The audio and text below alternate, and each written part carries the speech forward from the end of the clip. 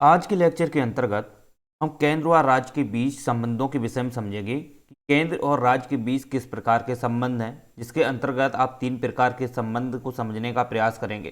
जैसा कि आप जानते हो कि हमारे यहाँ पर जो देश में जो व्यवस्था है वो है संघात्मक व्यवस्था, अर्थात केंद्र और राज्य के बीच जो शक्तियों का बंटवारा किया गया है वो एक्चुअली में बंटवारा देखने को मिलता है, लेकिन कहीं ना कहीं इनके बीच जो संबंध देखते हैं तो उसमें कहीं ना कहीं जो केंद्र है वो राज्य के ऊपर हावी होती है। इसका मतलब ये हुआ कि किसी अगर दृष्टिकोण से अगर देखा जाता है तो निश्चित रूप से वो व्यवस्था जो है एकात्मक रूप में भी कहीं ना कहीं वो एकीकृत की तरफ निहितार्थ होती है। तो आप एक चीज यहाँ पे ये समझिए कि भले ही हमारे देश में कनाडा से संघात्मक व्यवस्था को अपनाया गया है, संघीय आधार पर व्यवस्था को अपनाया गया है, लेकिन इनके बीच जो संबंध है वो प्रॉपर रूप से किसी भी प्रकार से इन संबंधों में एक अलग अलग इनकी शक्तियों का बंटवारा नहीं है।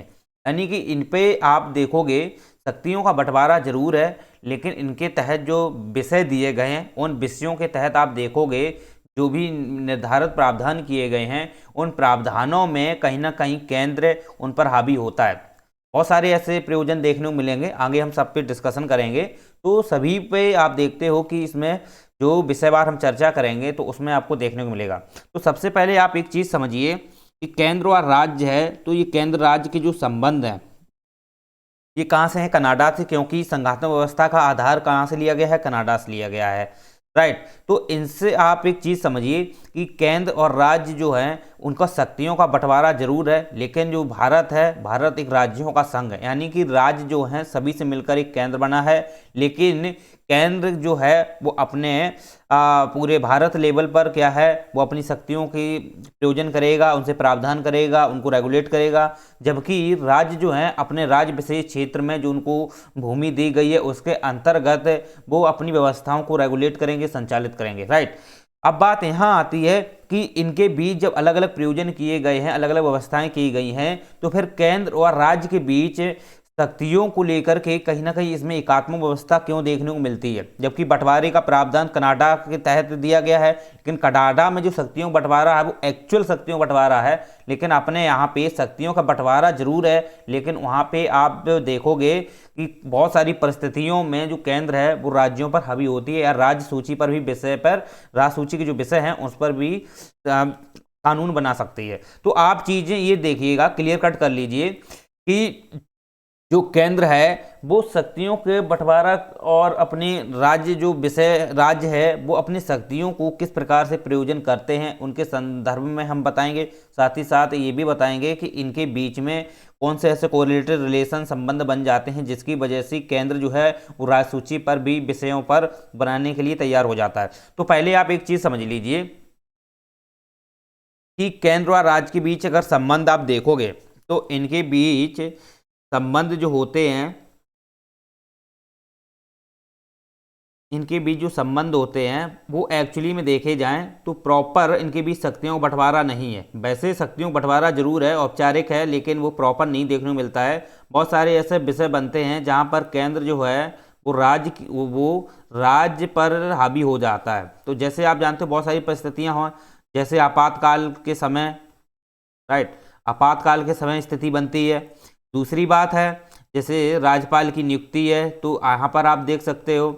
तीसरी है कि राज्य सूची संदर्भित विषय पर, जैसे कि राज्यसभा है वो भी आप देखोगे विषय बना सकती है। और यहाँ पर जो राज्य होते हैं वो भी क्या है कि संकल्प प्रस्ताव के माध्यम से वो संसद के द्वारा क्या है अपना एक विनिधान करा सकते हैं। तो आप ये चीजें समझिए कि बहुत सारे ऐसे यहाँ पर ये विषय दिए गए हैं, इन विषयों के आधार पर आप समझ सकते हो कि केंद्र और राज्य के बीच में एक्चुअल बंटवारा देखने को नहीं मिलता है, लेकिन बंटवारा जरूर है। वो बहुत सारी शक्तियां जो हैं जिनमें अंतर्गत आप देखोगे जो राज्य सूची के संदर्भ में दिए गए हैं उन पर भी कानून बनाने का अधिकार वो केंद्र सरकार रखती है। आप जानते हो आपातकालीन स्थिति में, तो आपातकालीन की स्थिति में चाहे कोई सा भी आपातकाल लगा हो, 352 के तहत आपातकाल लगा हो या 356 के तहत लगा हो वो राष्ट्रपति शासन लगा हो, या 360 के तहत वित्तीय आपातकाल लगा हो, या 365 के तहत अगर राज्य ने केंद्र ने अगर किसी प्रकार की अनुशंसा दी है राज्यों के, उसको मानने के लिए अगर राज्य उस प्रकार की प्रक्रिया को नहीं अपना पाता है, संवैधानिक दृष्टिकोण से वो चीज़ को नहीं फॉलो कर पाता है, तो फिर भी राष्ट्रपति शासन लगता है। तो आप ये कंडीशन देख सकते हो कि आपातकालीन स्थिति हो या राज्यपाल की नियुक्ति को लेकर हो या राज्यसभा से जुड़ा कोई मामला हो, जो राज्यसभा जैसे अखिल भारतीय सेवाओं को लेकर हो, या राज्यसभा यह जानती है कि हम राज्य से संबंधित अगर कोई विषय कानून है उसको बनाना चाहिए, वो राज्य से जुड़ा मामला है और वो उस पर राज्य सरकार नहीं फैसला कर पाती है, राज्य सरकार उस प्रकार का निर्णय या कोई कानून नहीं बना पाती है, उस संदर्भ में राज्यसभा क्या है वो प्रस्ताव को पारित करने के लिए क्या है वो उस पर विषयवार खंडन करते हुए क्या है वो प्रस्ताव पारित करती है या उस पर विषय लाती है। इसके बाद राज्य अगर सोचते हैं कि मुझे अनुरोध करना चाहिए संसद से कि इस पर विषयवार इस पर ऐसा कोई कानून बनाए या हमारे राज्य क्षेत्र में कानून बनाए, तो इस संदर्भ में वो कह सकती है। लेकिन एक चीज़ क्लियर कट कर लीजिए कि यहाँ पर वही राज्य पर ये विधान लागू होगा जो राज्य इस चीज़ की अनुशंसा करेंगे। राज्य जिस कानून की, जो राज्य हैं जो अपने कानून को बनाने के लिए, अपने यहाँ पर कानून को लागू करने के लिए, बनाने के लिए अपने राज्य क्षेत्र में अगर संसद से प्रस्ताव रखते हैं तो यह कानून है उसी राज्यों में लागू होगा।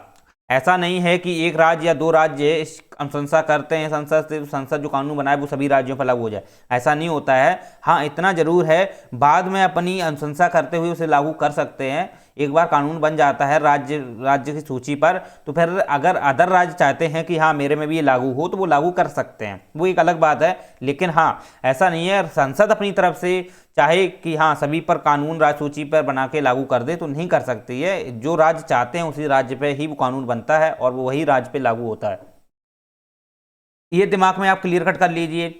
इसके बाद आप जानते हो कि केंद्र व राज्यों के बीच जो संबंध है, ठीक है, इसके अंतर्गत आप संबंध जो देखोगे तो वो 3 बेसिक आधारों पर इनका बंटवारा किया गया है।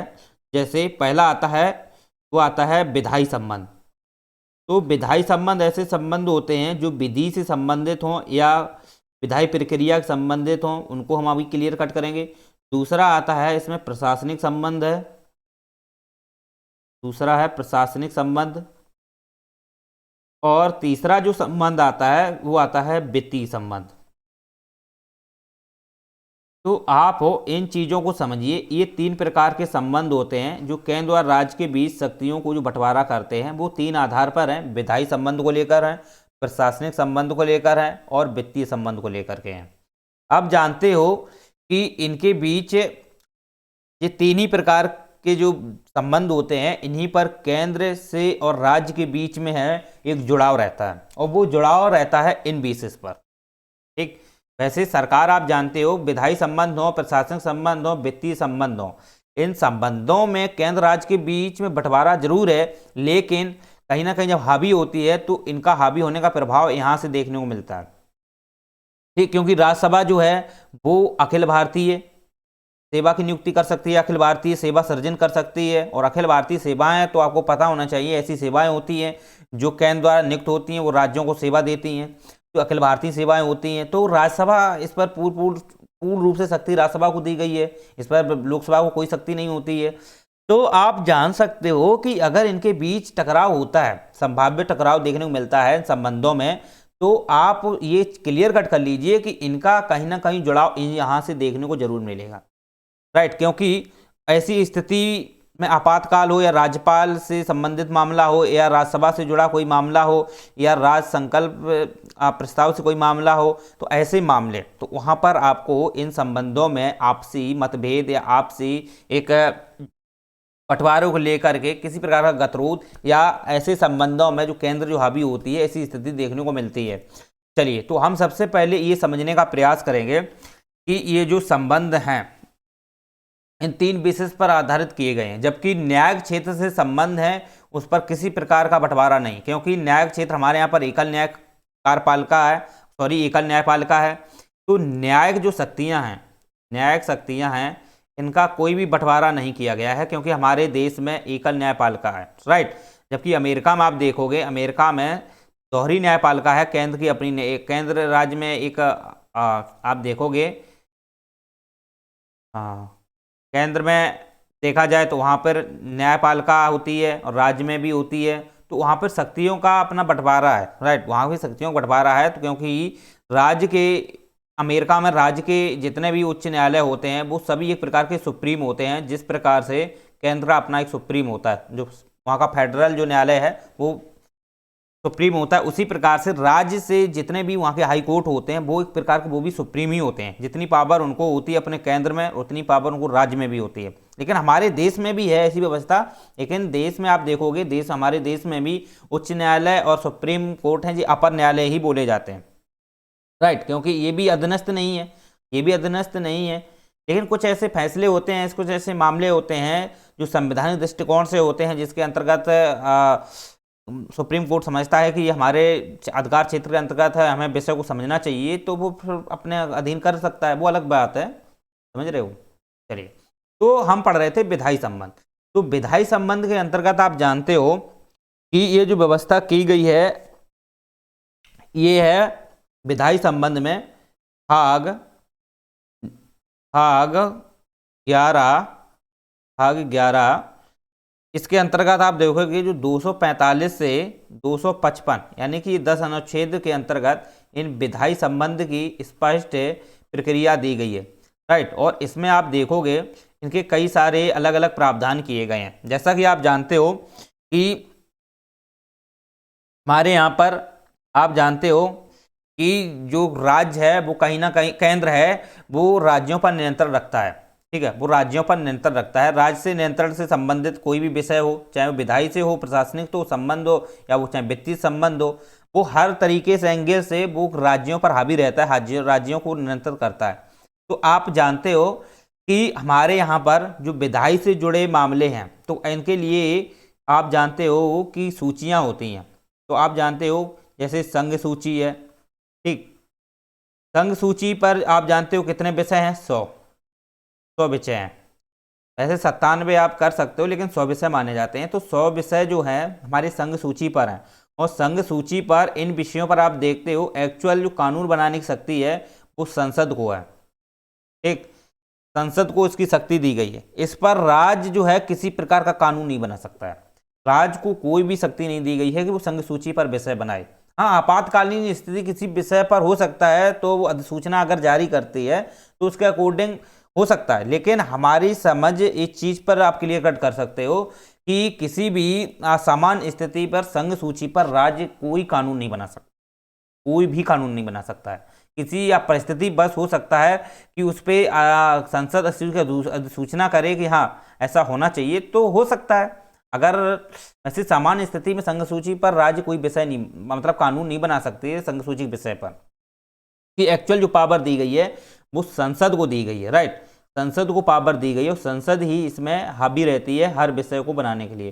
तो संघ सूची के विषय आप जानते हो बहुत सारे आपने देखे हों जो संघ सूची से विषय होते हैं, जैसे रक्षा से संबंधित मामले हों, जैसे आप कह सकते हो संघ सूची के संदर्भ में रक्षा से जुड़े मामले हों, संचार से जुड़े मामले हों, विदेश से जुड़े मामले हों, ये जो मामले होते हैं, राइट, ये जो मामले होते हैं इनके अंतर्गत जो भी पावर दी जाती है, ठीक है, जो भी पावर दी जाती है वो सीधे सीधे किनको दी जाती है, वो होती है संसद को, ठीक है। रक्षा है, संचार, और भी अगर लेना चाहो तो आणविक ऊर्जा से ले लो, परमाणु ऊर्जा जो होती है आणविक ऊर्जा ले लो, चाहे बीमा संचार मैंने आपको ऑलरेडी बता दिया है, ठीक है, व्यापार से ले लो, वाणिज्य से ले लो, जनगणना से ले लो, ठीक है। तो आप जानते हो जैसे जनगणना है, तो जनगणना के लिए आप जानते हो पूरा स्टैटिकल जो होता है वो जनगणना करता है नेशनल राष्ट्रीय जनसांख्यिकी जो आयोग होता है, ठीक, उसके तहत जो जनगणना होती है वो आप इसमें क्लियर कट कर सकते हो। साथ ही साथ आप जानते हो इसके अंतर्गत और भी विषय आप लेना चाहो जैसे व्यापार,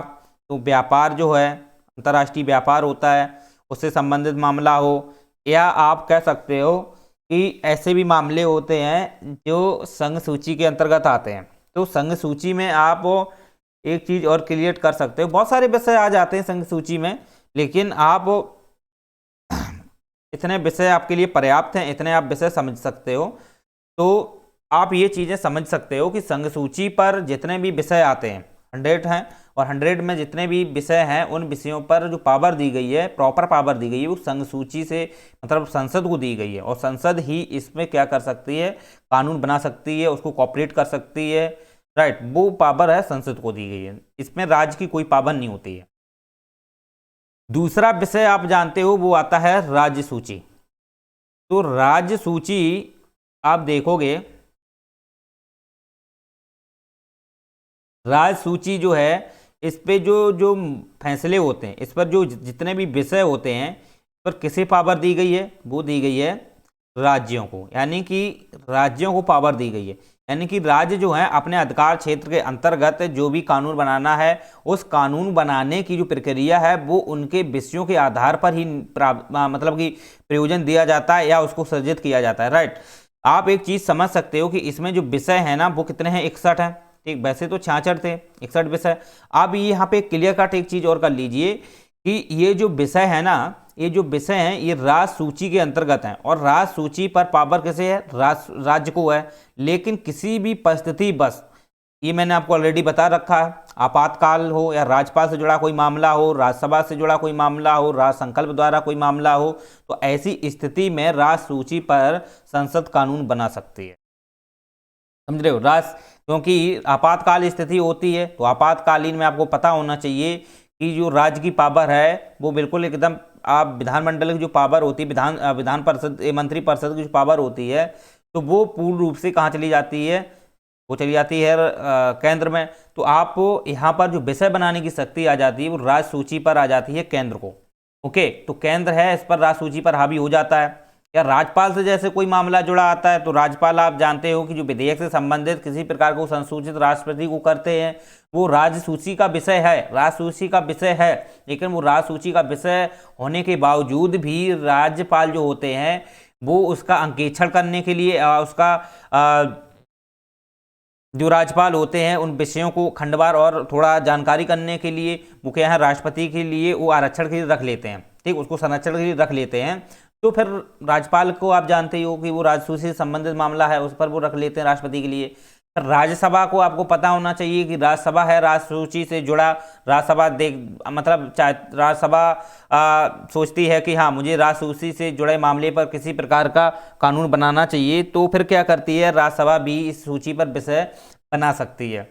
और राज्य जो है वो सोचते हैं कि मुझे अपने राज्य पे कोई ऐसा मतलब कानून बनाना चाहिए जो हम बनाने में असमर्थ हैं या राज्य बनाने में असमर्थ है, तो फिर वो संकल्प के माध्यम से वहां पर बोल सकती है संसद को, तो फिर संसद बनाएगी। चलिए, तो ये राज्य सूची पर जो विषय है इस पर आप भले ही राज्य क्या करता है, वो विषय बनाता है, लेकिन विषय बनाता है लेकिन राज्य सूची से जुड़े मामलों पर भी जो केंद्र राज्य के भी संबंध हैं इसमें भी केंद्र हावी होता है। वो हावी होने के कारण है वो हमने आपको ये बता दिए। इसके बाद आता है समवर्ती सूची। इसके अंतर्गत अगर राज्य सूची से जुड़े अगर फैसले जैसे निर्णय लिखने हो तो आप लिख सकते हो, जैसे कि इसमें आती है, जैसे स्वास्थ्य को देख लो आप, इसको स्वास्थ्य जो है इसको समवर्ती सूची पर अभी बात चली थी कि समवर्ती सूची के अंतर्गत से डालना चाहिए, लेकिन अभी प्रक्रिया पेंडिंग में पड़ी है। स्वास्थ्य को लेकर हो, पुलिस व्यवस्था हो, एक पुलिस व्यवस्था में आप जानते हो कि जितना भी पुलिस प्रशासन है, ठीक, पुलिस प्रशासन है वो राज्य सूची का विषय ही है। जैसे लॉ एंड ऑर्डर है, लॉ एंड ऑर्डर है, ठीक है, ये जो इनके हाथ में होता है ये राज्य सूची का विषय ही है। राज्य क्या करते हैं, इस पर रेगुलेट करते हैं।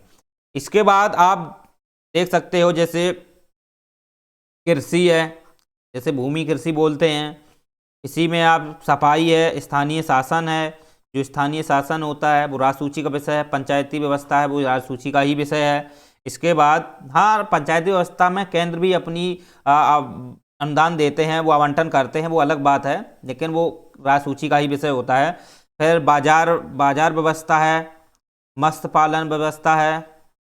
तो आप ये जो विषय आप देख सकते हो, तो इतने ये जो विषय होते हैं ये राज्य सूची से संदर्भित विषय हैं, लेकिन इन पर कानून बना सकते हैं, ठीक, संसद कानून बना सकती है, और वो बनाने का आधार यही है परिस्थिति, बस, ठीक है। चलिए, इसके बाद आप जानते हो समवर्ती सूची से जुड़े जो विषय होते हैं, समवर्ती सूची तीसरी आती है, समवर्ती सूची। तो समवर्ती सूची एक ऐसी सूची होती है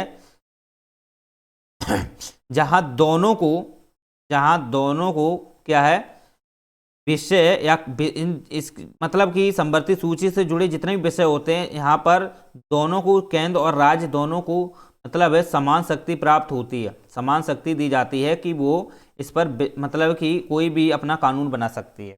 लेकिन हाँ, आपस में अगर टकराव होता है, मतलब एक विषय है, कोई उस विषय को लेकर के राज्य भी बना रही, केंद्र भी बना रही है, तो इनके बीच पे टकराव होता है। तो ऐसी स्थिति में क्या होता है कि केंद्र है उसका अंतिम रूप से जो कानून है वो पारित माना जाता है, जबकि राज्य का नहीं माना जाता है।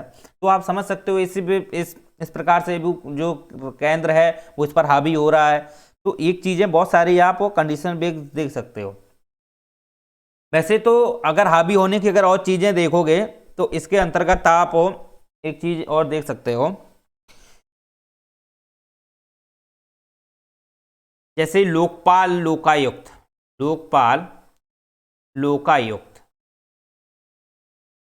इनका भी आप प्रभाव देखोगे तो ये ही केंद्र से ही जुड़े मामले होते हैं। लोकायुक्त भले ही राज्य में काम करता है, ठीक है, लेकिन आप देखोगे किसी भी परिस्थिति, बस में लोकायुक्त भी है, अपनी रिपोर्ट वैसे तो भेजता मुख्यमंत्री को ही है, वैसे अगर और चाहता है तो फिर ये रिपोर्ट अगर किसी परिस्थिति बस अगर संसूचित करता है राष्ट्रपति तो वहां भी भेज सकते हैं, ठीक है। तो ये भी आप इसमें देख सकते हो, लेकिन ये केंद्र राज्य संबंध में ही इसको भी लिख सकते हो, समझ सकते हो। लोकपाल लोकायुक्त हम आगे अभी डिटेल से समझाएंगे। चलिए, तो उम्मीद करते हैं आपको ये समझ में आ गया है। जैसे समवर्ती सूची है, तो समवर्ती सूची पर जो विषय होते हैं, इसमें अंतर्गत आप देखोगे कितने हैं, ये 52 विषय यानी कि 52 विषय हैं। और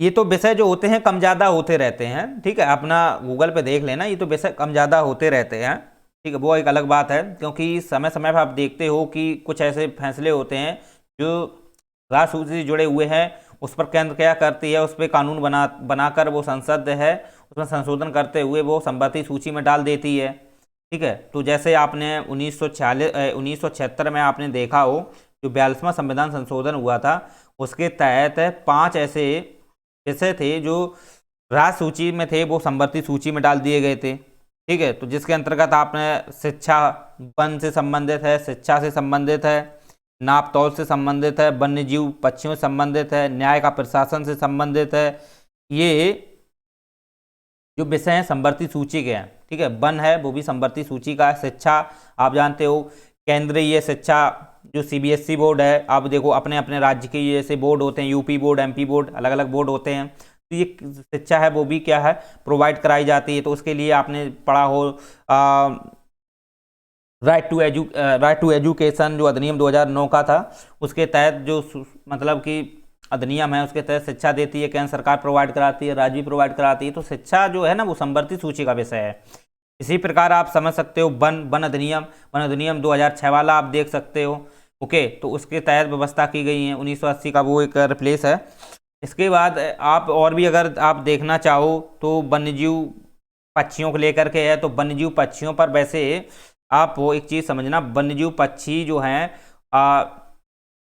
समवर्ती सूची का ही विषय है, क्योंकि वन्यजीव आप जानते हो कि उससे संबंधित अगर कोई भी फैसले लेती है वो केंद्र सरकार लेती है, राइट। लेकिन हाँ, राज्य सरकार क्या है, उनको देख रेख करती है। राज्य सरकार, स्थानीय सरकारें, जो राज्य सरकारें होती हैं वो उसकी देख रेख करती है, उसकी मतलब कि रख रखाव करती है, ये सब कुछ करती है। लेकिन उससे जुड़ा जो मतलब कोई कानून बनाना होता है या किसी को आदेश पारित के तहत, मतलब वन्यजीव अधिनियम है उसके तहत बहुत सारी अनुसूचियां उसमें भी शामिल होती हैं। उसमें आप देख सकते हो कि केंद्र जो होती है वो क्या है, इस पर विषयवार कुछ भी बनाने के लिए तैयार रहती है, या कोई भी ऐसा विषय या कोई ऐसा अलग से एक वन का एक मतलब क्राइटेरिया होते हैं, अलग अलग क्षेत्रों को डिसाइड कर सकती है कि कौन सा मतलब ये पार्क होना चाहिए, या कौन सा ऐसा पार्क, कोई सा राष्ट्रीय उद्यान के अंतर्गत पार्क होना चाहिए या पार्क बाहर होना चाहिए। ये सब केंद्र सरकार करती है, लेकिन इनका देखरेख है स्थानीय सरकार करती है, राज्य सरकारें करती हैं। इनका देखरेख है वो राज्य सरकारें करती हैं, ठीक है। तो इस प्रकार से जो वन है वो भी उसी के समवर्ती सूची का विषय है। न्याय का प्रशासन तो आप जानते ही हो, न्याय से जुड़ा प्रशासन जो मामले होते हैं वो भी समवर्ती सूची के ही अंतर्गत आते हैं। चलो तो ये हमारे यहाँ पर भारतीय संविधान में 3 अनुसूचियों का उल्लेखित किया गया है और ये सूचियां जो हैं वो ऑस्ट्रेलिया के संविधान से ली गई हैं। ऑस्ट्रेलिया के संविधान में संवर्ती सूची को लिया गया है। तो इस प्रकार से आप ये चीजें समझ सकते हो। और भी सूची है, जैसे अवशिष्ट सूची। अवशिष्ट सूची का मतलब ऐसा है कि ऐसी सूची होती है जो विषय इन तीनों सूची के अंतर्गत नहीं आते हैं। ऐसे विषय भी होते हैं जो इन तीनों के अंतर्गत नहीं आते हैं। उनकी जो पावर दी है वो संसद के पास होती है। ठीक है, संसद इन पर क्या अवशिष्ट शक्तियों की जो पावर है संसद को दी गई है, लेकिन इन पर जो विषय मतलब बना सकते हैं वो राष्ट्रपति को की जिम्मेदारी होती है। राइट, अवशिष्ट सूची जो है वो राष्ट्रपति के पास होती है, लेकिन उस पर जो विधान है, कानून है, वो संसद बना सकती है। अवशिष्ट शक्ति में भी आप समझ सकते हो कि संसद कहीं ना कहीं पावरफुल होती है। ठीक है, जैसे उसमें बहुत सारे ऐसे संबंध आ जाते हैं, कर जो करों के संदर्भ में जो आरोपण है। ठीक है, ये भी आप समझ सकते हो। चलिए, तो ऐसे विषय होते हैं। चलो, तो ये चीजें आप कंडीशन बेस समझ सकते हो। तो आपको हम विधायी संबंध है, प्रशासन संबंध है, वित्तीय संबंध है, इनको हम एक एक करके समझेंगे। लेकिन इससे पहले एक चीज और समझ लीजिए कि विधायी से जुड़े जो कुछ संबंध है। ठीक है, चलो पहले समझ लेते हैं विधायी और प्रशासनिक और वित्तीय संबंध को। पहला हमारा आता है विधायी संबंध। तो मैंने आपको बताया था कि विधायी संबंध से जुड़े जो मामले होते हैं उनके अंतर्गत यानी कि विधि या कुछ ऐसे विधिवत तरीके से संबंध होते हैं जो किसी कानूनी से जुड़े हों, यानी कानूनी व्यवस्था से जुड़े मामले हों, उनको हम विधायी संबंध के अंतर्गत निर्धारित करते हैं। तो हमको ऑलरेडी बता दिया था कि इसको भाग 11 के अंतर्गत अनुच्छेद 245 और से 255 के तहत इनको संबंधों की चर्चा की गई है। तो इसके अंतर्गत आप जानते हो कि विधायी संबंध के अंतर्गत आप जानते हो जो संबंध है केंद्र और राज्य के बीच, क्योंकि ये सूचियां हैं इसी के अंतर्गत आती हैं। समझ रहे हो, सूचियां जो इसी के अंतर्गत आती हैं। लेकिन आप एक चीज समझिए कि जो विधायी संबंध है इसमें 4 प्रकार के प्रयोजन किए गए हैं, उनको एक एक करके आप समझ लो। पहला आता है इसमें जो केंद्र और राज्य के बीच में विधान से संबंधित जो सीमांत क्षेत्र होते हैं उनसे जुड़ा मामला हो, जैसे कि केंद्र व राज्य विधान, केंद्र व राज्य विधान के सीमांत क्षेत्र। मतलब केंद्र और राज्य के बीच में जो सीमांत से मतलब ये हुआ जो एक क्षेत्रफल यानी कि क्षेत्रीय के आधार पर, ये है कंडीशन, क्षेत्रीय आधार पर। ठीक है, दूसरा मामला इसी में आता है विधायी जो विषय होते हैं, विधायी विषय होते हैं उनके बंटवारे को लेकर। ठीक, तीसरा आता है इसमें राज्य संसदीय विधान को लेकर। राज्य के जो क्षेत्र होते हैं उसमें संसदीय विधान यानी संसदीय किन किन क्षेत्रों पावरफुल हो सकती है उसको संदर्भ में। चौथा आता है राज्य विधान में राज्य का नियंत्रण, राज्य विधान में राज्य का ही नियंत्रण। तो आप एक एक चीज करके समझो।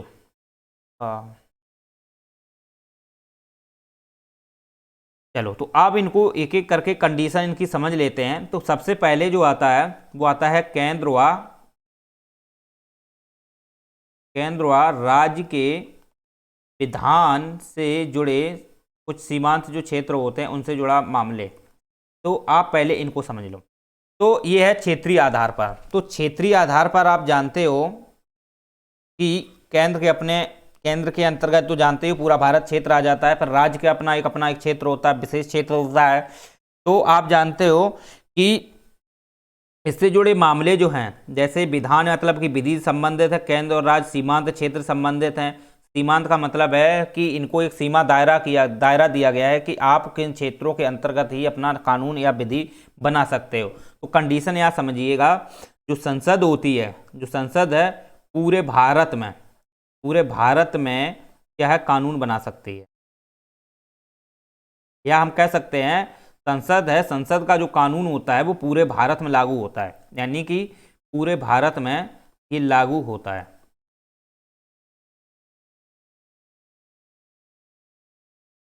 लेकिन हाँ, इस पे भी कुछ ऐसे प्रतिबंध हैं, इस पे भी प्रतिबंध हैं। आप ये चीज समझिए कि संसद का जो कानून है पूरे भारत में लागू जरूर होता है, लेकिन अगर कुछ ऐसे भी क्षेत्र हैं जो अनुसूचित क्षेत्र हैं, पूर्वोत्तर क्षेत्र देख लो, अनुसूचित क्षेत्र हैं, तो वहां पर कुछ ऐसी परिस्थिति, बस मान लेते हैं कि जनजाति हित के लिए, अनुसूचित जनजाति या SC ST के हित के लिए, उनकी संस्कृति के लिए, उनकी सभ्यता की धरोहर के लिए हो सकता है कि वहाँ के राज्यपाल जो हों उनको शक्ति दी गई है कि वो केंद्र का जो भी कानून है, जो कानून बनाया है केंद्र में, संसद ने कानून बनाया है, उस कानून को वो कुछ उस पर खंडवार करके, अध्ययन करके या उसमें कुछ संशोधन करके फिर वो उसको कॉपरेट करे या उसको लागू करे। तो वहाँ पर आप जानते हो राज्यपाल को ये पावर होती है कुछ ऐसे क्षेत्रों में जहाँ पे आप जानते हो, जैसे कुछ अनुसूचित जो क्षेत्र होते हैं, अनुसूचित क्षेत्र मतलब, अनुसूचित क्षेत्र का मतलब ऐसा होता है, ऐसे जनजाति क्षेत्र होते हैं, SC ST वर्ग के लोग आते हैं वहाँ पर, तो उनकी अपनी की समस्याएं, अपनी व्यवस्थाएं अलग होती हैं, राइट। तो उनको भी निर्धारण करने के लिए, उनकी व्यवस्थाओं को रेगुलेट करने के लिए जो संसद कानून बनाती है, वहाँ उस क्षेत्र में उस वहाँ के जो राज्यपाल होते हैं वो क्या करते हैं, या तो वो कानून को संशोधन के लागू कर सकते हैं या वो लागू भी नहीं कर सकते हैं, वो एक अलग बात है, उनकी पावर अलग है। वैसे तो संसद का जो कानून है वो संपूर्ण भारत पर लागू होता है।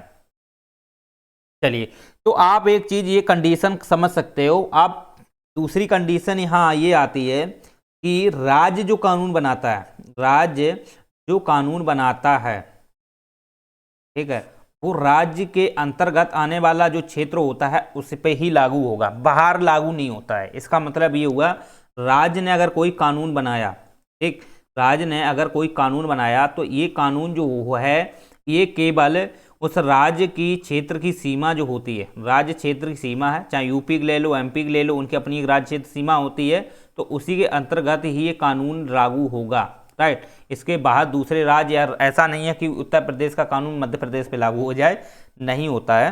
तो ये चीज़ें आप समझ सकते हो। तो राज्य क्षेत्र का अपना एक कानून होता है, तो राज्य क्षेत्र एक क्षेत्रीय के आधार पर वो वहीं उसी अपने व्यवस्थाओं को लेकर के, या अपने देश, अपने राज्य के क्षेत्र में जो भूमि है वहाँ पर जो लोग हैं उनको जो कानून बनाना है वो राज्य सूची से जुड़ा मामला होता है, ठीक है, और वो अपने राज्य क्षेत्र में ही कानून बना सकती है। चलिए, तो आप ये चीजें समझ सकते हो।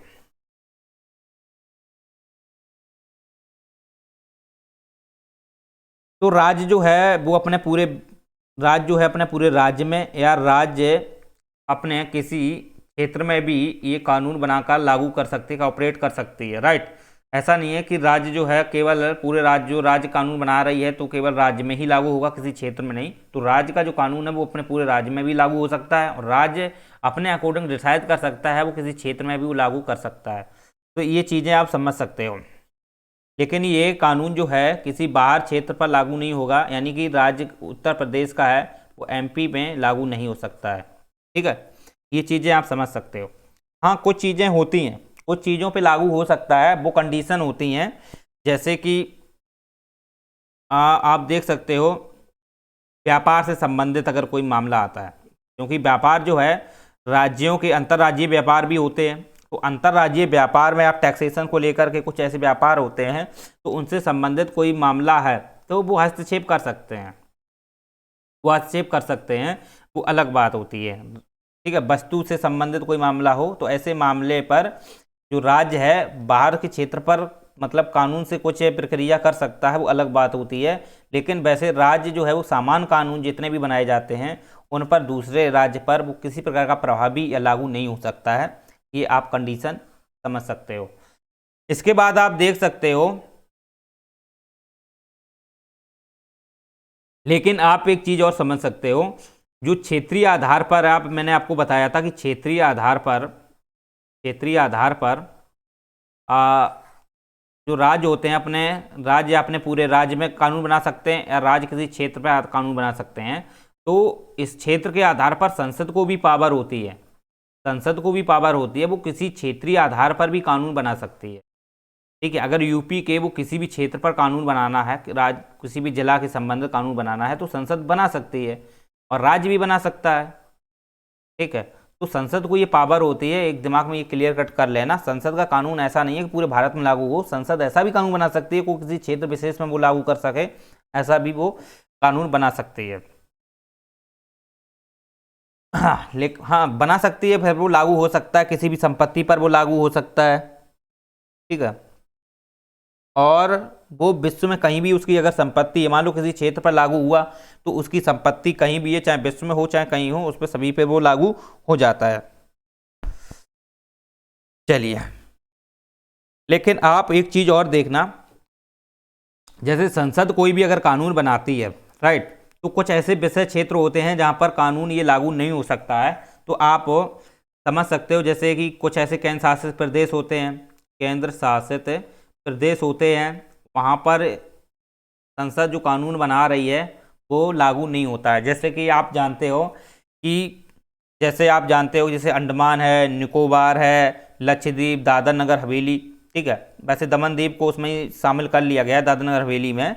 तो ये कुछ जैसे जो केंद्र शासित प्रदेश हैं, ओके, तो केंद्र शासित प्रदेश को आप देखोगे तो वहाँ पर जो संसद होती है, वहाँ पे जो संसद मतलब संसद का जो कानून होता है वो आप देख सकते हो कि वहाँ के जो राष्ट्रपति होते हैं, तो राष्ट्रपति वहाँ पर क्या है, अपने नियम बनाते हैं। ठीक है, वहाँ पर राष्ट्रपति जो होते हैं अपने नियम बनाते हैं। अगर संसद किसी अधिनियम को अगर बनाती है, ठीक है, संसद अगर किसी अधिनियम को बनाती है, उसे विशेष क्षेत्र में लागू करना चाहती है, तो इसकी जो पावर है, तो संसद जो है ना, उसको या तो वो उसको पावर को रेगुलेट करेगी, लेकिन उसके लिए राष्ट्रपति होते हैं, वो इस चीज़ को समझते हैं कि हाँ मुझे यहाँ पर ऐसा विषयवार कानून बनाना चाहिए, तो राष्ट्रपति बनाते हैं। लेकिन संसद अगर कोई कानून इस प्रकार का बना रही है, वहाँ पर रेगुलेट कर रही है, तो फिर ऐसा है कि वो उसको संशोधन करके रेगुलेट कर सकती है, मतलब संशोधन करना पड़ेगा, या उसको फिर निरस्त कर सकती है, अपने ही कानून को वो निरस्त करे, या वो अपने कानून को वो संशोधन करके मतलब संशोधन करके वो लागू कर सकती है। चलिए, और भी मैंने बताया था आपको कि राज्य से मान लो, अब इसको ये तो संसद की बात है, अब राज्यपाल से मैंने अभी आपको बताया था कि संसद कोई कानून बनाती है तो कुछ ऐसे राज्य होते हैं जहाँ पर अनुसूचित लोग, जो जनजातियाँ लोग रहते हैं, वहाँ पे जो राज्यपाल हैं अपने अकॉर्डिंग वो डिसाइड करते हैं कि हाँ संसद का जो कानून है वो हमारे विशेष क्षेत्र पर लागू होना चाहिए कि नहीं होना चाहिए, क्योंकि वो SC ST या अपने क्षेत्र विशेष को वो ध्यान में रखते हुए वो उस चीज़ को लागू करते हैं, संसद के कानून को लागू करते हैं। तो राज्यपाल को वहाँ पावर दी जाती है कि जो सूचीबद्ध क्षेत्र है उसको वो ध्यानपूर्वक लागू करे, या कुछ संशोधन करके लागू करे, या वो लागू कर भी नहीं सकता है। जैसे असम को ले लो, ठीक है, तो असम का जैसे राज्यपाल है, तो असम का जो राज्यपाल होता है ना, तो वो देखता है कि हमारे यहाँ पर जो जनजातीय क्षेत्र हैं या ऐसे स्वायत्त क्षेत्र हैं जो जनजातीय क्षेत्र के अधीन आते हैं, तो वहाँ पर अगर वो चाहता है कि कुछ इसमें संसदीय कानून को अगर विशिष्ट परिवर्तन करे या कुछ इसमें संशोधन करे, तो वो लागू कर सकता है। ठीक है, क्योंकि हाँ, तो ऐसे कई सारे क्षेत्र राज्य में देखने को मिल जाते हैं, असम ही नहीं है, मेघालय भी है, त्रिपुरा भी है, और मिजोरम भी। ऐसे अनुसूची जो 6 में आते हैं, आपने देखा हो, असम, मेघालय, मिजोरम, त्रिपुरा, अनुसूची 5 के अंतर्गत भी आप पढ़ोगे। ठीक है, चलिए, तो उम्मीद करते हैं आपको ये चीज़ें समझ में आ गई होंगी। विधायी संबंध के अंतर्गत जो केंद्र और राज्य के विनिधान सीमांत क्षेत्र हैं, यानी कि क्षेत्र उनको डिसाइड किया गया है कि किन किन क्षेत्रों में इनको क्या पावर दी गई है, वो उस अकॉर्डिंग उनको डिसाइड करते हुए कानून को वो लागू करते हैं। चलिए, दूसरा आता है इसके अंतर्गत, आप जानते हो विधायी, तो विधायी विषयों का बंटवारा दूसरा इसी के अंतर्गत आता है, ये आता है विधायी विषयों का बंटवारा। ओके, तो विधायी विषयों का बंटवारा समझो एक बार, रुको।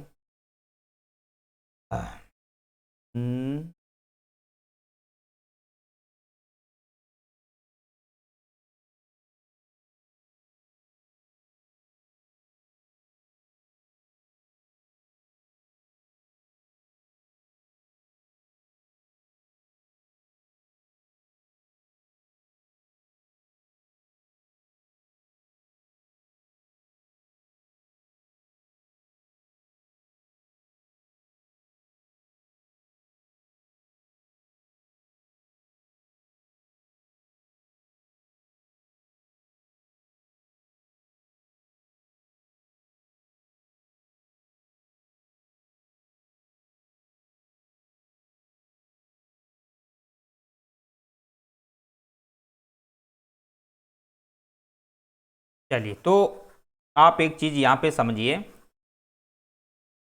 कि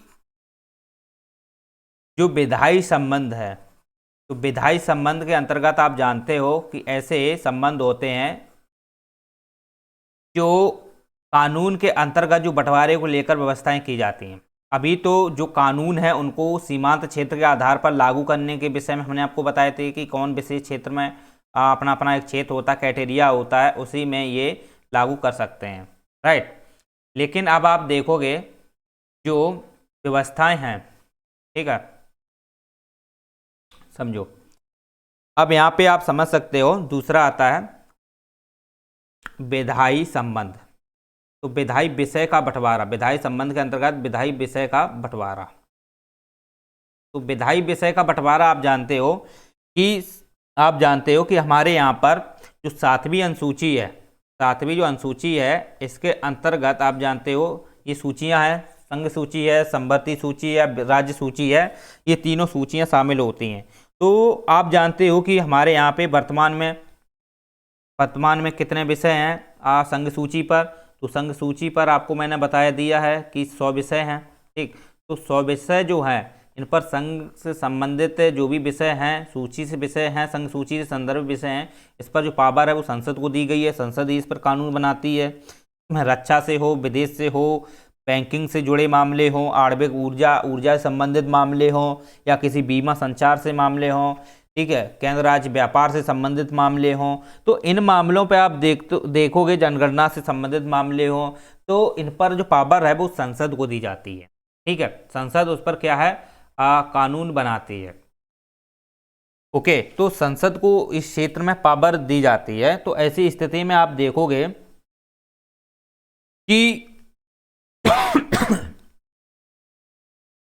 एक मिनट, हाँ, तो इसको पावर है वो संसद को ही पावर है, तो संसद ही इस पे विषय बनाती है, ठीक है। इसी में जैसे राज्य से जुड़े मामले हों, राज्य से मैंने आपको बता दिया, राज्य सूची से जुड़े जो फैसले होते हैं, राज्य सूची से जितने भी 61 विषय हैं, ठीक है, वैसे 66 की जगह हम 61 मानते हैं विषय हैं। तो इसके अंतर्गत आप जानते हो सार्वजनिक स्वास्थ्य के संबंधित हो, स्वास्थ्य का हो, पुलिस प्रशासन हो, ठीक है, इसी के अंतर्गत आप स्थानीय शासन हो या सफाई, कृषि हो, ये सभी विषय जो आते हैं वो राज्य सूची से संबंधित विषय होते हैं।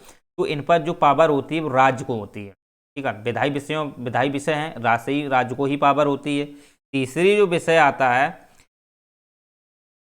वो आता है आपका संवर्ती सूची।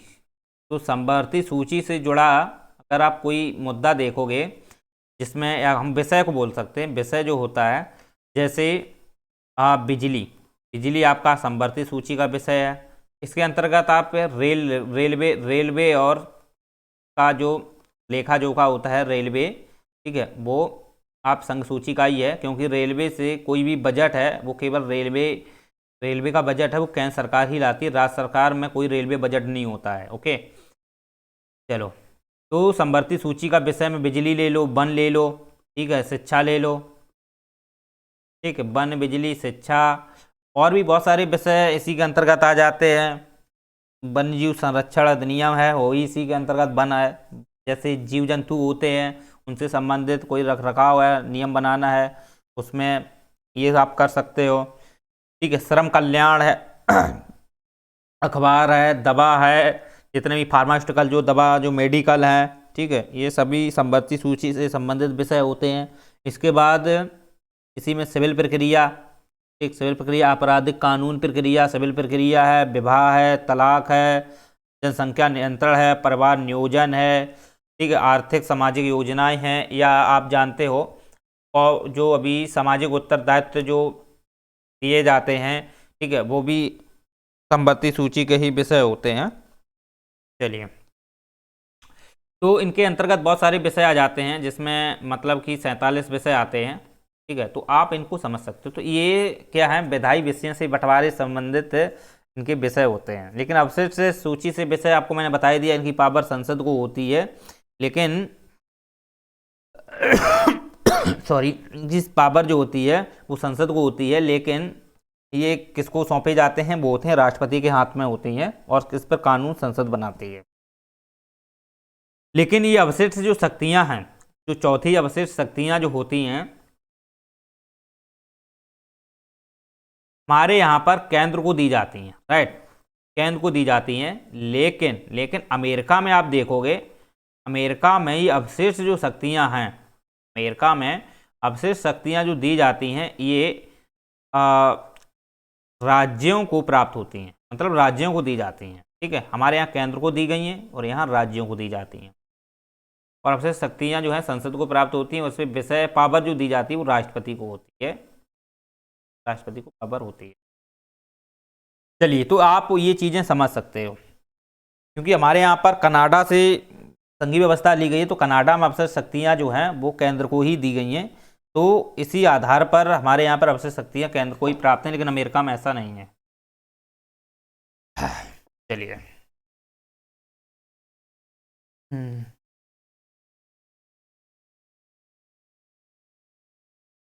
तो आप ये चीज़ें समझ सकते हो कि सबसे पहले कौन सी सूची आती है, संघ सूची, संघ सूची सबसे ऊपर है, फिर है संवर्ती सूची, राज सूची नहीं है पहले, संवर्ती सूची, फिर है राज्य सूची। क्योंकि संघ सूची पर पूरा कानून संघ को ही है, और संवर्ती सूची पर भी एक प्रकार से देख सकते हो संघ का ही है, इस पर राज सूची पर राज्य का विषय होता है, ठीक है।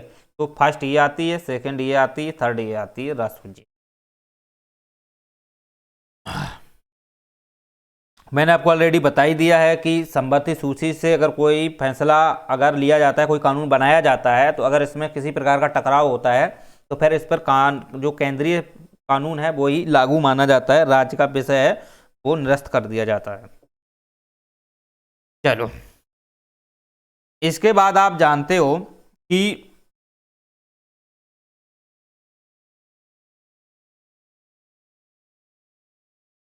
तीसरा जो आता है, तीसरा जो आता है वो आता है राज्य क्षेत्र संसदीय विधान।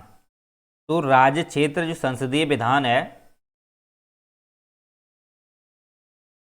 ठीक है,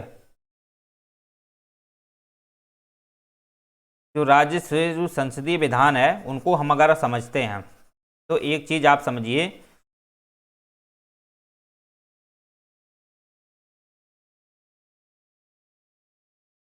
चलो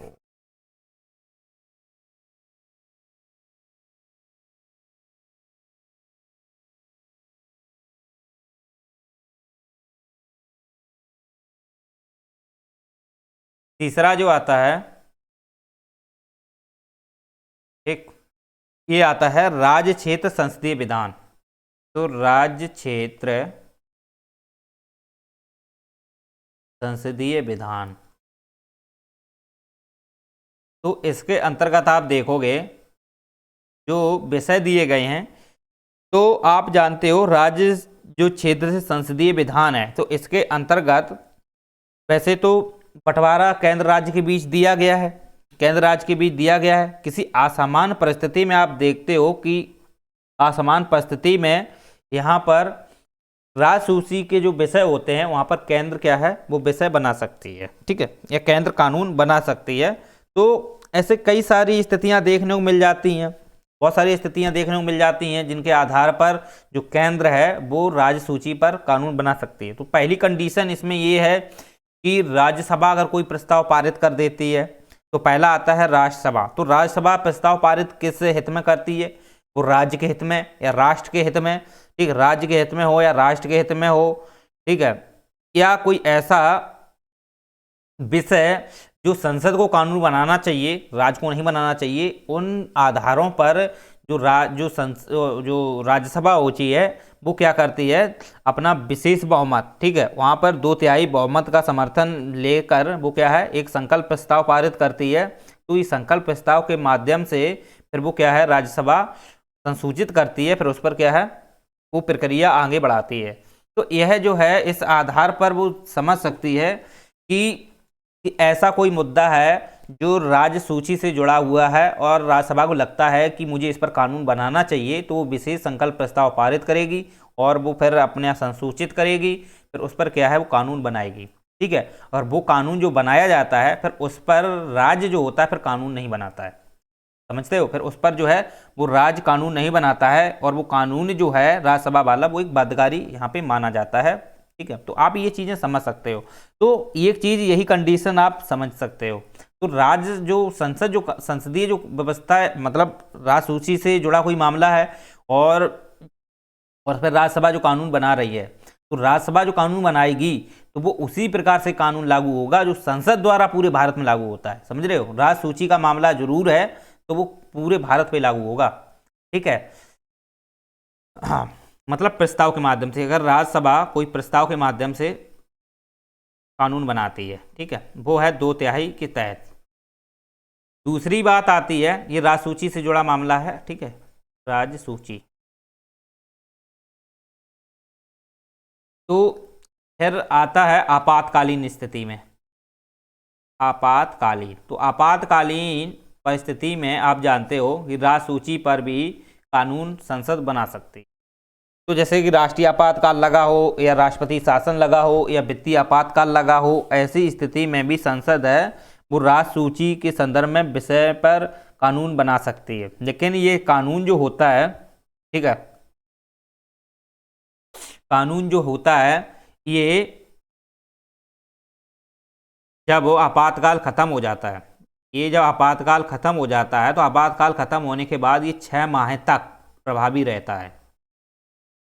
ओके, ये 6 माह तक प्रभावी रहता है, यानी कि आपातकाल लगा दिया गया है और उस पर जो कानून है वो बनाती है, तो वो कानून लागू होगा, वो राज्य के आधार पर जैसे राज्य कानून लागू करते उसी प्रकार होगा।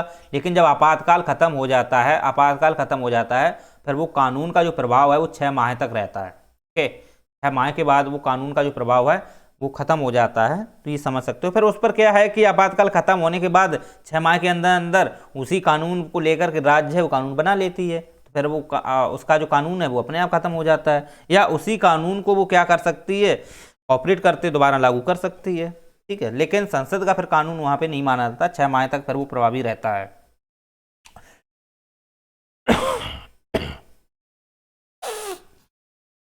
लेकिन एक चीज समझ सकते हो कि आपातकालीन स्थिति में राज्य संसद जरूर कानून बनाती है, लेकिन ऐसा नहीं है कि राज्य कानून ना बनाए, तो राज्य भी कानून बना सकती है, राज्य भी आपातकालीन स्थिति में कानून बना सकती है। लेकिन अगर इन दोनों के बीच टकराव होता है, ऐसा है कि आपातकाल लगा है, ठीक, आपातकाल की स्थिति में केंद्र भी कानून राज्य सूची पर बनाएगा, और राज्य जो है वो भी अपनी सूची पर कानून बना सकता है, भले ही उसकी शक्तियां चली जाती हों। विधानमंडल वो भंग नहीं होता है, ठीक है, वो उस पर कानून बनाने के लिए एक्टिवेट रहता है, तो वो कानून बना सकता है। तो ऐसी स्थिति में वो कानून अगर बनाता है तो निश्चित ही आप जानते हो कि ये जो कानून है और ये जो कानून आपातकाल की स्थिति में संसद ने बनाया है, इनके बीच अगर टकराव हो रहा है तो फिर वो संसद का ही कानून माना जाता है। अगर इनका अलग अलग कानून है, मतलब इनका अलग है इनका अलग है, तो फिर दोनों हो जाएंगे लागू। वैसे अलग अलग नहीं होते हैं, क्योंकि कंडीशन वही होती है कि किसी परिस्थिति बस को लेकर ही कानून बनाया जाता है, तो फिर वो परिस्थिति है वो संसद ही निर्धारित करती है अंतिम रूप से। तीसरा इसमें आता है, फर्स्ट तो मैंने राज्यसभा को लेकर बता दिया, दूसरा आपको मैंने आपातकालीन को बता दिया है, तीसरा है कि राज्य जो है वो अनुरोध करें, राज्य हैं वो अनुरोध अगर करते हैं, राज्य अनुरोध करते हैं तो ऐसी स्थिति में भी कानून बनाया जा सकता है। राज्य अनुरोध करें और राज्य अनुरोध करके 2 या 2 से अधिक, 2 या 2 से अधिक,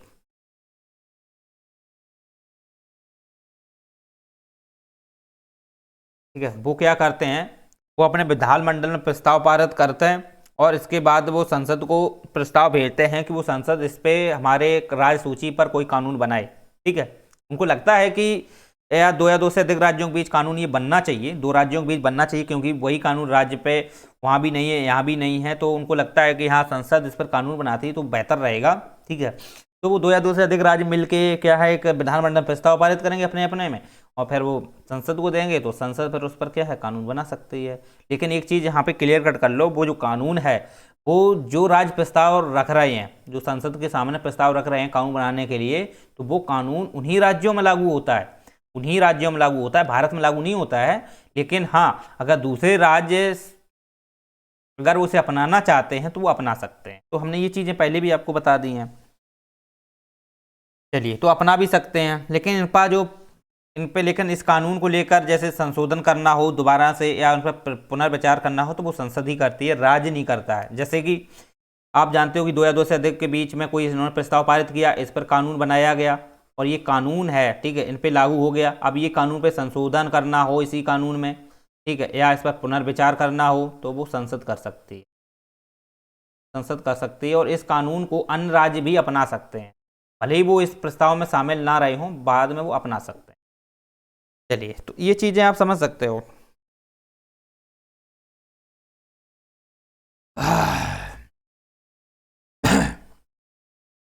तो ऐसे बहुत सारे कानून रहे हैं जिसमें अगर आप लिखना चाहो तो वन्यजीव संरक्षण अधिनियम 1972 का, प्रदूषण नियंत्रण निवारण 1974 का ले लो, फिर मानव प्रत्यारोपण अधिनियम 1994 का ले लो, ठीक है, फिर इसी में नगर भूमि अधिकतम सीमा विनिमय अधिनियम 1976 का ले लो। ऐसे बहुत सारे कानून रहे हैं जो राज्यों ने अपने प्रस्ताव दिए हैं, उसमें उन्होंने कानून अधिनियम बनाए हैं।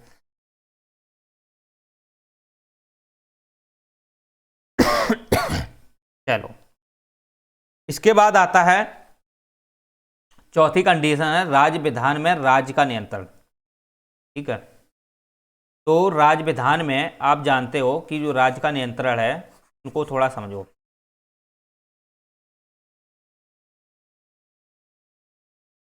ठीक है। चलिए,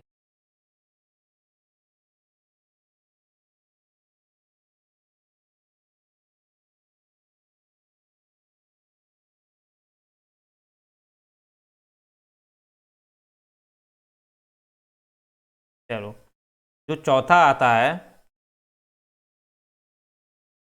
ये आता है राज्य विधान में राज्य का नियंत्रण। तो यानी कि राज्य जो अपना विधान बनाता है उसमें राज्य का ही नियंत्रण होना चाहिए, ठीक है। राज्य जो विधान बनाता है उसके अंतर्गत राज्य का ही नियंत्रण होना चाहिए। जैसे ये तो आपको मैंने समझा दिया ना, राज्य क्षेत्र में संसदीय विधान, यानी कि राज्य क्षेत्र में संसदीय विधान को आपको मैंने बता दिया। आपातकालीन स्थिति में, आपातकालीन चाहे राष्ट्रपति शासन हो, चाहे आपातकाल हो, चाहे वित्तीय शासन हो, इसमें ये आप समझ सकते हो।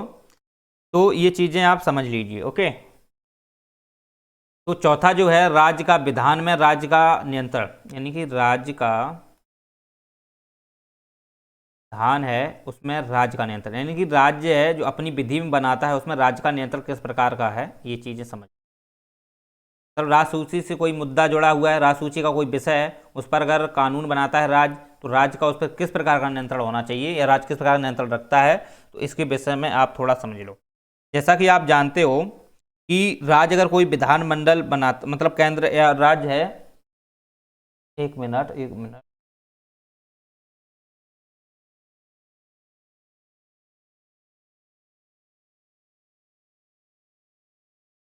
यहाँ पर शायद केंद्र का नियंत्रण होगा, केंद्र का, ठीक है, यहाँ पे राज्य नहीं है, सॉरी, केंद्र का है।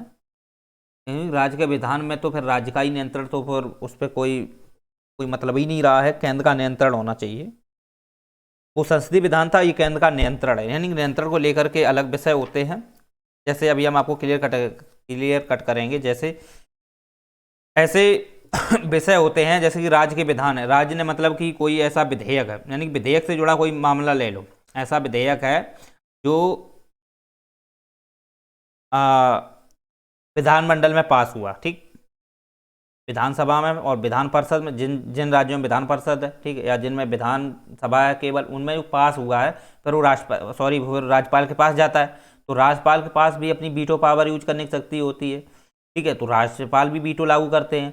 तो राज्य के पास एक चौथी पावर ये भी होती है कि वो उस विधेयक को, उनको लगता है कि इस विधेयक पर राष्ट्र के हित के लिए या समाज के हित के लिए ये राष्ट्रपति को उनको उनके लिए संरक्षित रख लें, उनके लिए संरक्षित रख लेते हैं। तो फिर ये जो है ना, उस पर जो विधेयक है, चाहे कोई सा भी विधेयक हो, कोई सा भी, तो वो विधेयक है अगर वो राष्ट्रपति के लिए संरक्षित रख लेते हैं तो उस पर जो पावर आ जाती है वो आ जाती है राष्ट्रपति की, ठीक है, वो आ जाती है राष्ट्रपति। तो राष्ट्रपति है इस विधेयक पर अपनी क्या है खंडवार चर्चा करेंगे, विषय करेंगे, या इसमें संशोधन करके कुछ जोड़ भी सकते हैं उनको, या इसको निरस्त भी कर सकते हैं, समझ रहे हो। राष्ट्रपति को पावर होती है कि वो किसी भी विधेयक में बदल सकते हैं, परिवर्तन कर सकते हैं, उसमें संशोधन कर सकते हैं, कुछ ऐड भी कर सकते हैं या उसे ख़त्म भी कर सकते हैं। तो इसी प्रकार आप जानते हो कि जैसे कि राज्य से संबंधित कोई विधेयक है, अगर राष्ट्रपति के लिए वो संरक्षित कर रखा है राज्यपाल ने, तो जब वो विधेयक जाता है तो वहाँ पे राष्ट्रपति को भी एक शक्ति मिलती है, पावर दी जाती है कि वो या तो इसको हस्ताक्षर कर लागू कर दे, कानून बना दे, या वो क्या करे, इसे पुनर्विचार के लिए लौटा दे, या इसको वो समाप्त कर दे, मतलब या अपने मतलब रख ले, वीटो मतलब उसके पॉकेट वीटो के तहत डाल ले, तो उसके पास भी पावर होती है। लेकिन एक चीज़ यहाँ पे आप समझिए कि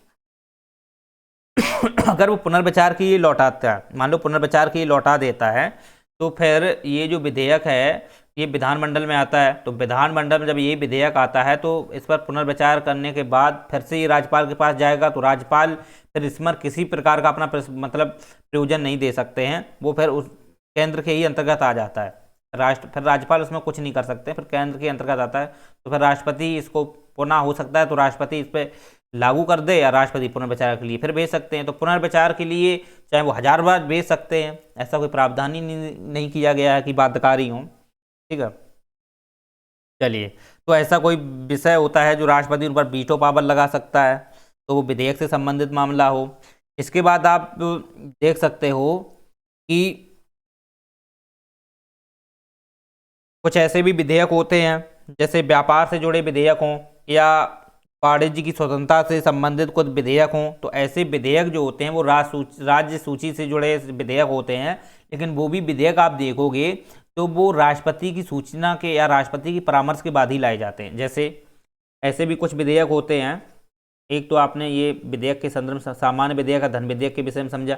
ऐसे भी कुछ विधेयक होते हैं जैसे व्यापार से वित्त से विधेयक हो, व्यापार से जुड़े कुछ विधेयक हैं, या आप जानते हो कि वाणिज्य की स्वतंत्रता से जुड़े कुछ विधेयक हों। ठीक है, तो ऐसे विधेयक जो होते हैं वाणिज्य की स्वतंत्रता पर प्रतिबंधित, यानी कि वाणिज्य की स्वतंत्रता मतलब स्वतंत्रता नहीं है, स्वतंत्रता पर प्रतिबंध है, ऐसे संबंधित कोई विधेयक है अगर वो लाया जाता है राज्य में, तो ये जो विधेयक है ये राष्ट्रपति की सूचना के बाद ही लाया जाता है, सूचना के बाद या राष्ट्रपति की परामर्श या राष्ट्रपति की पूर्व सहमति के बाद ही इसे लाया जाता है। तो आप समझ सकते हो कि राष्ट्र सूची पर भी यहाँ पे भी कहीं ना कहीं देखा जाए तो राष्ट्रपति का एक प्रकार का नियंत्रण है, केंद्र का नियंत्रण। राष्ट्रपति का नियंत्रण मतलब सरकार का, भारत सरकार का नियंत्रण समझ लीजिए, राइट। इसके बाद आप जानते हो कि कुछ ऐसे भी विधेयक होते हैं जैसे ऐसे भी विधेयक होते हैं जैसे कि धन विधेयक है या कोई वित्त विधेयक है। तो अगर उस स्थिति में आप जानते हो कि आपातकाल लग जाता है, मान लो कि कोई विधेयक है, ऐसा मान लो कि कोई धन विधेयक है या वित्त विधेयक है, राइट, और ये विधेयक जो है वो राज्यपाल ने क्या किया, संरक्षित रख लिया राष्ट्रपति के लिए, राज्यपाल ने राष्ट्रपति के लिए संरक्षित रख लिया, राइट। अब वो क्या करते हैं, इसको संरक्षित रख लेते हैं। अब वो जब राष्ट्रपति के पास ये विधेयक है, प्रस्ताव जाता है, राइट, राष्ट्रपति के पास जब जाता है तो राष्ट्रपति के पास तो वही शक्ति होती है, मैंने आपको ऑलरेडी बता दिया। अगर ऐसी स्थिति में क्या होता है कि आपातकाल लागू हो जाए, ऐसी स्थिति में अगर आपातकाल लागू हो जाता है तो राष्ट्रपति इसको अपने पास लंबे समय तक भी लंबित कर सकते हैं, यानी कि लंबे समय तक फिर वो ये रख सकते हैं, सुरक्षित रख सकते हैं, लंबे समय तक इसको समय बढ़ा सकते हैं। ठीक है, तो ये आपातकाल वित्तीय आपातकाल के समय की बात है, यानी कि वित्तीय आपातकाल जब लागू होता है तब ऐसी स्थिति देखने को मिलती है। चलिए तो आपको ये चीज़ें समझ में आनी चाहिए कि जो विधायी संबंध हैं उनके तहत मैंने सभी क्लियर कट आपको कर दिए हैं कि विधायी संबंध के अंतर्गत क्या क्या संबंध होते हैं। तो आपको पता होना चाहिए कि जितने भी संबंध हैं उनको हमने आपको क्लियर कट कर दिया है।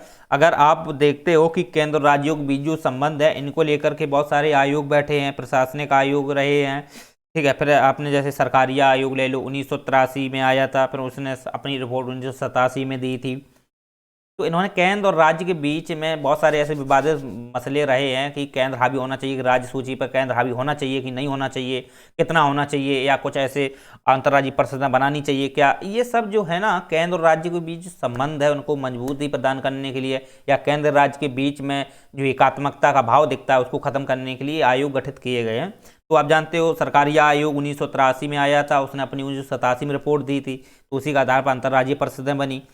इसी में आप समझ सकते हो कि इसके बाद राजमन्नार समिति, फिर आनंदपुर साहब, फिर बहुत सारे ऐसे अलग अलग ऐसे प्रस्ताव आए हैं, आयोग गठित किए गए हैं जिन्होंने अपने अपने प्रावधान किए गए हैं।